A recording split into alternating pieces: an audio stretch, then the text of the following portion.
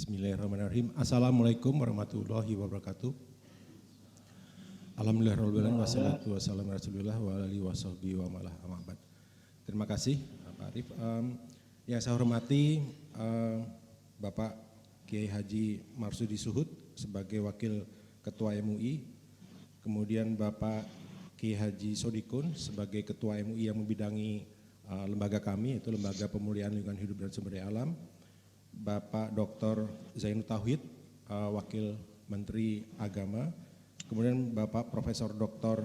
Nasaruddin Umar, Imam Masjid Istiqlal. Masjid ini adalah masjid yang sudah mendapat sertifikat green ya, dari internasional setelah direnovasi. Kemudian juga telah kita lakukan asesmen juga ya, dari MUI pada waktu itu ikut terlibat. Kemudian Bapak Sarwono Kusumatmaja yang banyak membimbing kami, salah satu guru kami ya dari mengenai lingkungan hidup ini.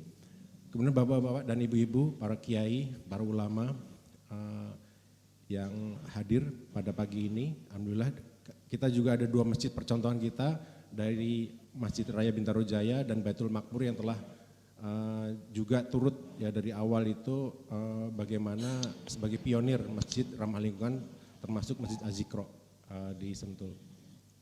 Nah pagi ini alhamdulillah kita akan mengikuti Konferensi Nasional Masjid Ramah Lingkungan 2022 dengan tema dari masjid wujudkan kehidupan berkelanjutan. Nah ini kenapa ya Masjid Ramah Lingkungan menjadi sangat penting saat ini, karena memang krisis lingkungan hidup dan perubahan iklim ini menjadi ancaman kita semua, ancaman global gitu ya atas eksistensial umat manusia. Kita lihat bahwa sekarang bencana alam ini meningkat tajam ya, meningkat tajam itu kita sebut namanya bencana hidrometeorologi ya. Jadi bencana-bencana yang kita hadapi banjir, kekeringan, angin topan, kemudian kekeringan gitu ya. Itu banyak ya, terjadi kebakaran hutan dan lahan gitu ya. Itu adalah karena apa? Karena ulah kita sendiri sebetulnya. Jadi 95% daripada kejadian bencana ini itu adalah dari akibat kita sendiri ya, kita sendiri. Jadi dalam Al-Quran itu Allah berfirman, Dharul fasadu fil bahri wal bahri bima kasabat dinas liyudhiqahum badaladzi amilu lahlahum yarji'un. Jadi telah nampak kerusakan ya, kerusakan di laut dan di darat dan di laut ini akibat apa? Akibat dari kita sendiri memang gitu ya. Jadi kerusakan-kerusakan itu akibat diri kita sendiri untuk apa ya?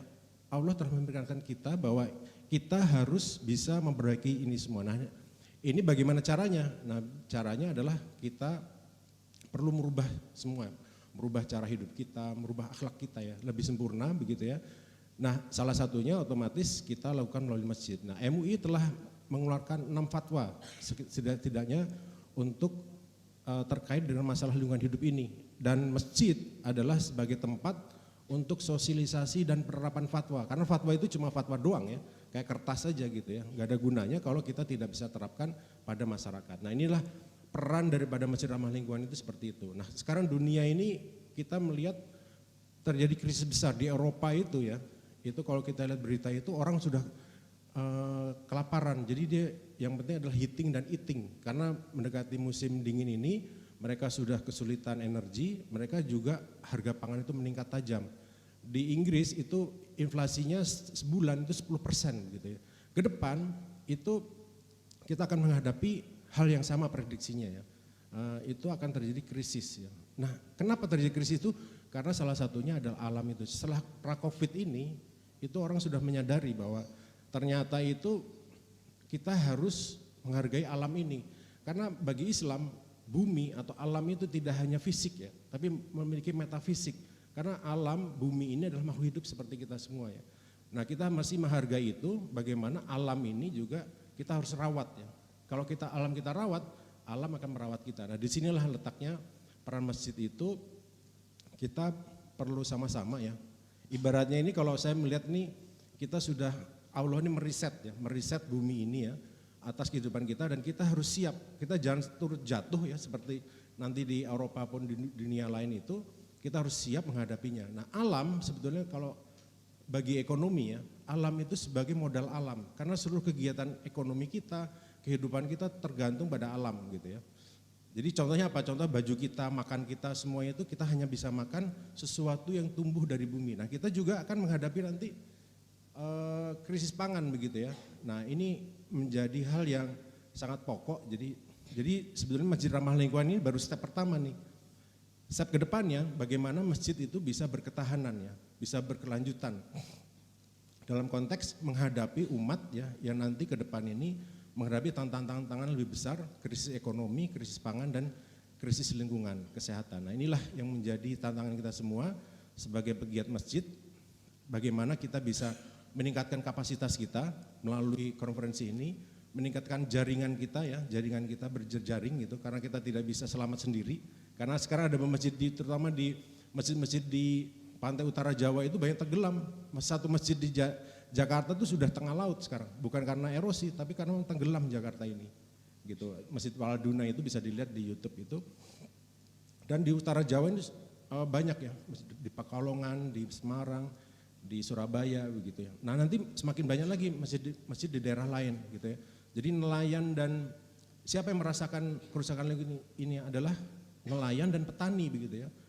Para duafa ini, belum sungai kita kotor. Masyarakat miskin itu sangat tergantung oleh air bersih. Air bersih dari mana? Dari sungai gitu. Kalau sungainya kotor, penyakit mereka akan bertambah. Di sini tantangan-tantangan kita semua, bagaimana kita umat beragama ini kita bisa bersatu gitu ya, untuk menyiapkan kita semua menghadapi tantangan ini semua. Nah masjid itu kita mungkin sudah baca ini, kita siapkan 3 program itu Idaroh, Imaroh, Riayah. Jadi Idaroh itu adalah kita sebagai pengurus masjid ya, kita harus bisa menyiapkan diri bagaimana organisasi kita, bagaimana anggaran kita, bagaimana visi misi kita gitu. Kemudian Imaroh, bagaimana kegiatan ubudiyah, tarbiyah dan ijtimaiyah itu bisa ditingkatkan. Jadi masjid kita tidak hanya memakmurkan masjid, tapi bagaimana masjid juga bisa membawa kemakmuran bagi umat gitu ya.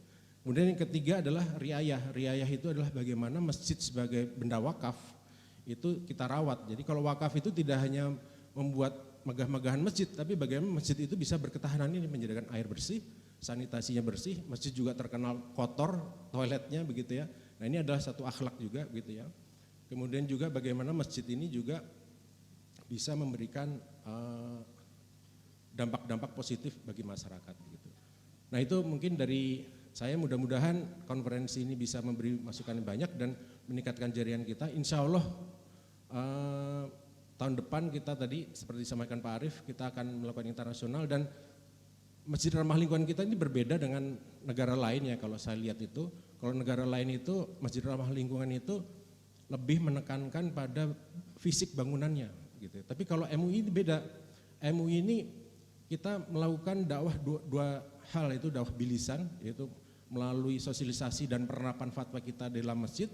Yang kita dakwah bilhal gitu. Jadi tidak omdo, bahwa kita melakukan aksi juga. Jadi kita telah melakukan ada namanya gerakan sedekah sampah, ada penghematan air wudhu, ada pemanenan hujan dan macam-macam ya.